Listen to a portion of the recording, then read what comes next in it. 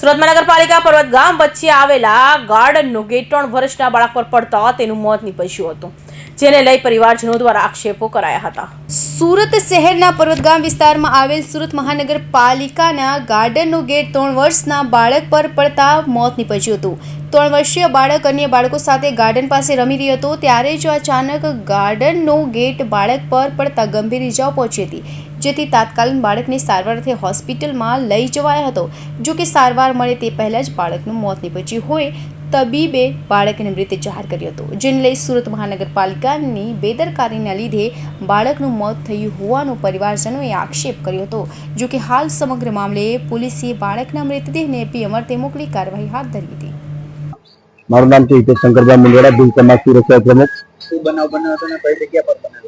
બનાવ ઘટના એવી હતી કે 3:30 વાગ્યાની આસપાસ પિન્ટુભાઈ ડામોર અમારા ગ્રુપના જે પ્રમુખ છે એમને ફોન આવ્યો હતો કે આપણા સમાજના જે મજૂર વર્ગના જે છોકરો છે એનું ડેથ થઈ ગયેલ છે અને પૂરી માહિતી એમની પાસે એકત્ર કરવા માટે એમની પાસે તો વિડીયોને ફોટા મોકલ્યા હતા અને જે છોકરાને ડેથ થઈ ગયું એ છોકરાની બોડી લઈને સિનિયર હોસ્પિટલ આવ્યા હતા, જેથી કરીને અમે સમાજના કાર્યકર્તાઓ સાથે સિનિયર હોસ્પિટલ અહીંયા પહોંચ્યા હતા. ત્યારે માહિતી પૂરી મળી હતી કે પર્વતગામ વિસ્તારનું જે પ્રાયોરિટી ગાર્ડન છે જે સુરત મહાનગરપાલિકાના અંદરમાં આવે છે, એ મહાનગરપાલિકાના જે ગાર્ડનનો ગેટ હતો એ ગેટ અચાનક ધરાશય થતા જે બાળકો 3-4 રમતા હતા એ 3-4 બાળકો પર લોખંડનો ગેટ પડવાથી ત્યાં રમતા આર્યન સંજુભાઈ વસુના અને 2 વર્ષનું બાળક છે એનું મોત થયું હતું. સિવિલ હોસ્પિટલ લઈ જતા હતા અને 2 બીજા બાળકો છે જે એન્જર્ડ છે, જેને હાલ સારવાર સિનિયર હોસ્પિટલમાં ચાલુ છે. બાળક કેટલા વર્ષનું?